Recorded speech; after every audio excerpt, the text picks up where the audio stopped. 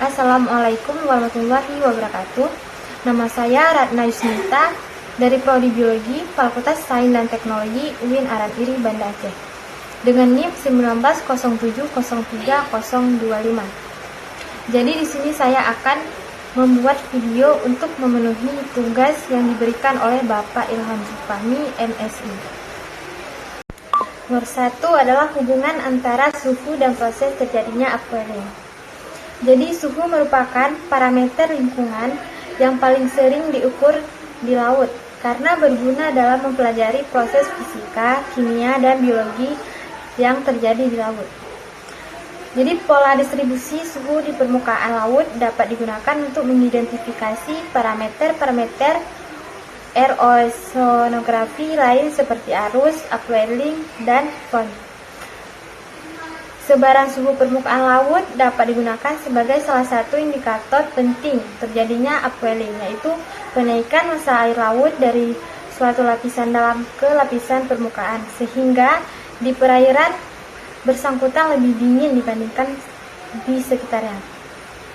Nomor 2, salah satu daerah yang diduga merupakan tempat terjadinya upwelling di perairan laut Indonesia adalah di selatan Pulau Sulawesi dan Laut Bandar Arus Lintas Indonesia.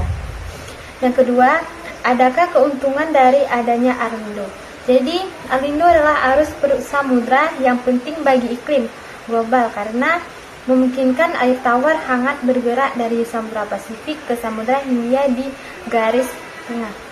Arus ini berperan sebagai cabang tertinggi dalam sabuk pengangkut panas global.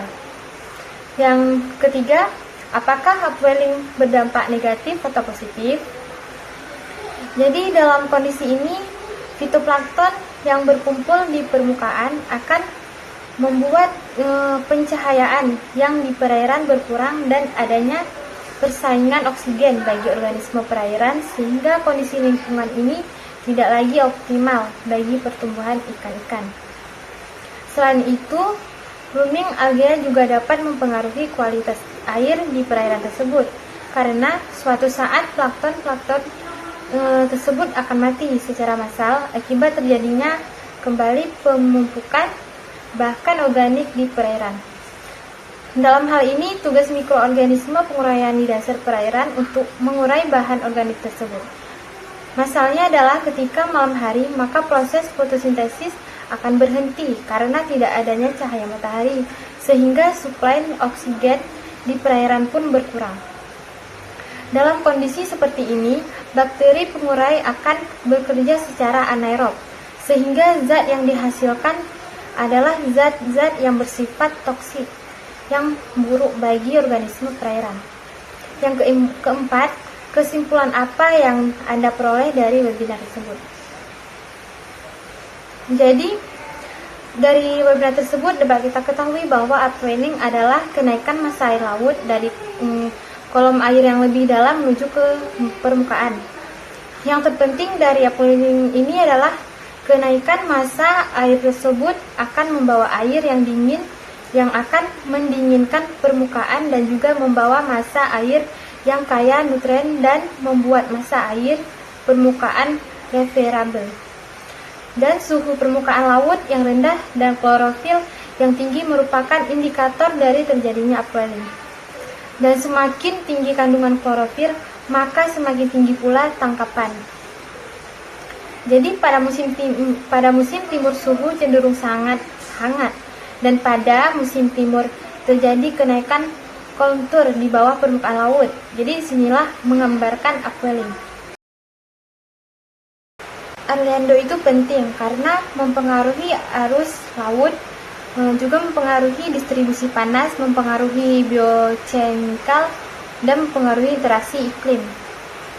Secara regional, mempengaruhi siklus massa air nutrisi, mempengaruhi distribusi migrasi ikan di pelagis, dan juga mempengaruhi biokimia, fluk vertizel, koral maupun sampah plastik, dan mempengaruhi interaksi laut, curah hujan, dan pola iklim.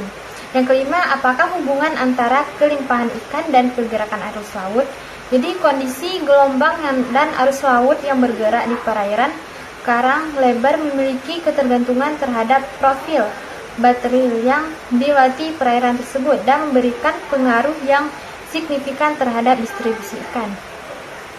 Jadi secara umum, jenis ikan terumbu yang paling umum mendiami perairan karang lebar adalah ikan plakivora. Dan arus laut yang bergerak naik akan membawa nutrisi dari perairan dalam ke permukaan.